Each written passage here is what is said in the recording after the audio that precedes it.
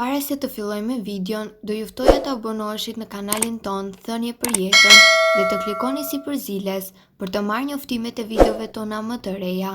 Faleminderit. Nëse flini në krah të djathtë, urgjent duhet ta dëgjoni këtë. Gjumi i mjaftueshëm është i nevojshëm për të na bërë të ndihemi mirë fizikisht, gjithashtu edhe mendërisht. Për fat të keq, nuk mjafton thjesht të bëni disa orë gjumë çdo natë. Ato duhet të jenë të mjaftueshme që të rikuperoheni dhe të ndjeni trupin dhe mendjen më të freskët. Mënyra se si flini mund të përcaktojë se si trupi juaj do të ndihet ditën tjetër.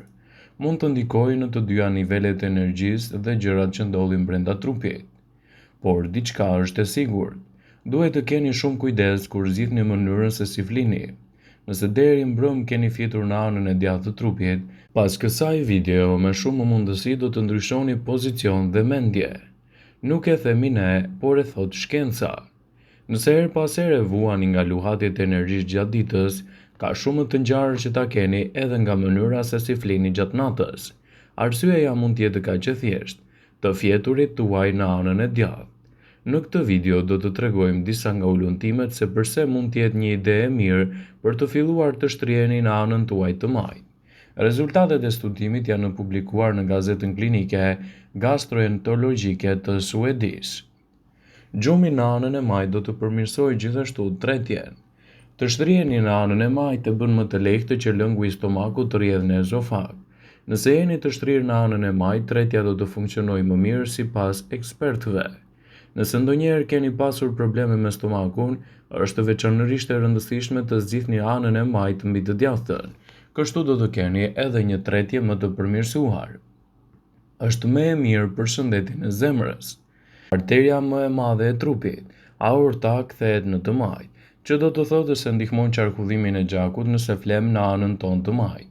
Nga ana tjetër, nëse flini në anën tuaj të djathtë, rezulton që të keni një qarkullim më të dobët të gjakut. Gjithashtu, gjumi në anën e majtë mund të heqë presionin mbi shpretk. Shpretka gjendet gjithashtu në anën e majtë të trupit. Është ngarkuar me pastrimin e gjakut dhe largimin e mbetjeve. Fjetja në të njëjtën anë të vërtet lehtëson punën e saj dhe nuk e pengon atë. Fjetja në anën e majtë është shumë e mirë për trupin tuaj në tërësi. Si rezultat i stomakut dhe pankreasit që gjenden në anën e majtë të trupit, i gjithë sistemi funksionon më mirë nëse ju shmangni gjumin në anën tuaj të djathtë, citojnë ekspertët. Kjo është një mundësi shumë e mirë për të mbajtur larg edhe problemet në tërësi të shëndetit tuaj. Gjumi është shumë i rëndësishëm dhe të zgjohesh vazhdimisht i lodhur gjatë natës mund të ndikojë gjithashtu edhe në anën tuaj mentale. Por pozicioni se si flini gjatë natës mund të ndikojë gjithashtu edhe në ditën e ardhshme, pasi mund të ndikojë edhe në përmirësimin ose përkeqësimin e shëndetit tuaj të përgjithshëm. Mënyra se si flini është e rëndësishme për shëndetin tuaj. Disa nga problemet kronike si dhimbja e qafës, shpinës, mund të shkaktohen kryesisht edhe nga pozicioni i keq i gjumit. Edhe pse të gjithë e dimë se sa e rëndësishme është të shijoni një gjumë gjatë natës, por gjithashtu është e rëndësishme që ky gjumë të jetë i mirë edhe për shëndetin edhe për trupin tuaj, citon Healthy Side. Këto janë arsyet kryesore pse nuk duhet të flini në krahun e djathtë, sipas ekspertëve. Shkakton ndjegje të zemrës. Ky pozicion mund të përkeçojë edhe problemin e quajtur sëmundja e refluksit gastroezofageal, ose të përkeçojë këtë problem përkëdo që e përjeton atë. Kjo ndodh kur acidet në stomak dhe përmbajtja e stomakut kalojnë në ezofag. Valvula që parandalon kthimin e acidit nga zorra në stomak mund të kontrollojë refluksin për shkak të peshës dhe pozicionit, dhe përmbajtja e stomakut si dhe në fund të ezofagut duke shkaktuar shqetësime dhe shije të tepërta acide në gojë, madje edhe dhimbje të forta të gjoksit. Është e dëmshme për shpinën. Pozicioni në krahun e djathtë mund të jetë i dëmshëm gjithashtu edhe për shëndetin e shpinës. Kjo pozit lidhet me dhimbjet kronike të shpinës. Presioni të vazhdueshëm mbi shpinë gjatë natës në këtë pozicion ekstrem shpesh mund të çojë në shumicën e peshës tuaj që të mbahet në këtë pjesë të trupit. Shtylla kurrizore nuk është e vendosur në një pozitë të duhur dhe kjo është arsyeja pse ndonjëherë ndiheni edhe të mbirë. Mund të shkaktojë gjithashtu edhe probleme kronike të qafës. Është e pamundur të marrësh frymën si duhet kur flini me stomak. Kjo pozitë e gjumit tuaj mund të çojë në zhvillimin e problemeve kronike të qafës.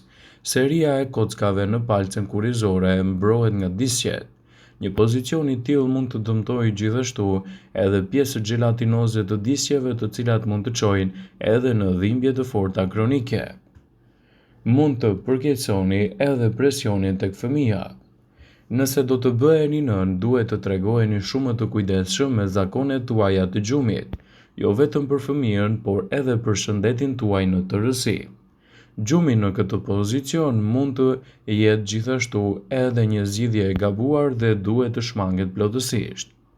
Pasi pesha shtesë në trupin tuaj mund të ndikojë drejt për së drejti në këtë aspekt dhe të vendosë gjithashtu në presion fetusin. Më së miri është të gjeni pozitën e duhur dhe gjithashtu të këshilloheni nga eksperti.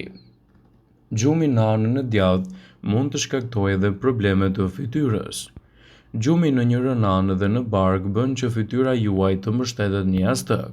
Studimet kanë treguar se kjo mund të jetë një gjë e keqe kur bëhet fjala për presionin që aplikohet në shtresat e jashtme të lëkurës, duke bërë që rrullat në lëkurë me kalimin e kohës të duken më të mëdha dhe gjithashtu të jetë e vështirë edhe një pamje më e mirë. Mund të rritet gjithashtu presioni në gjoksin tuaj dhe mund të shkaktojë edhe probleme të ndryshme. Si grua, është e rëndësishme të dini se cili pozicion është më i mirë që duhet të mbani dhe ai i cili duhet ta shmangni. Ekspertët thonë se me këtë pozicion ju mund të bëni presion të panevojshëm mbi gjoks që mund të shkaktojë edhe dhimbje në disa raste.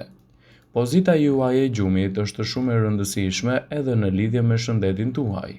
Prandaj duhet të ndiqni disa raste të cilat do ju ndihmojnë edhe në përmirësimin e shëndetit gjatë natës. Deri më tani ekspertët kanë këshilluar që pozita më e mirë e fjetjes është gjithashtu në krahun e majt, për shkak se mund të ofrojë shumë përfitime në shëndet. Mirëpo nëse flini në anën e djathtë, atëherë jeni duke pamundësuar qarkullimin limfatik të organizmit. Sistemi limfatik është përgjegjës për bartjen e lëngjeve në trup. Edhe nëse flini në anën e majt, ky sistem mund të transportojë më mirë këto lëngje. Për pompimin efikas të gjakut është më mirë që pozita e trupit të jetë në anën e majt. Lidhja e ezofagut dhe lukthit e bën anën e djathtë, pra fjetja në anën e majt, të mundësojë edhe një pozicion më të mirë të ezofagut. Anatomia e trupit është e ndërtuar në këtë mënyrë edhe nëse trupi pozicionohet në anën e djathtë. Atëherë lukthi ushtron shtypjen mbi pankreas dhe për këtë arsye pengohet aktiviteti i tij.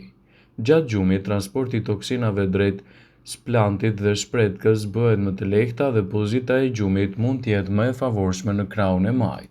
Mënyra se si flini gjatë natës është shumë e rëndësishme edhe për gjendjen tuaj ditën e ardhshme. Prandaj, është shumë e rëndësishme të mos neglizhoni këshillat e ekspertëve dhe të përmirësoni gjithashtu edhe gjumin tuaj. Disa nga problemet më të rënda kronike si urthi dhe dhimbjet e shpinës mund të shkaktohen nga mënyra e gabuar se si flini.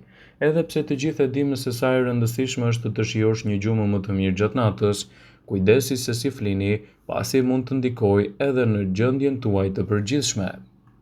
Brightside ka treguar se gjumi në anën e djathtë dhe në stomak mund të përkeqësojë gjithashtu edhe shëndetin tuaj.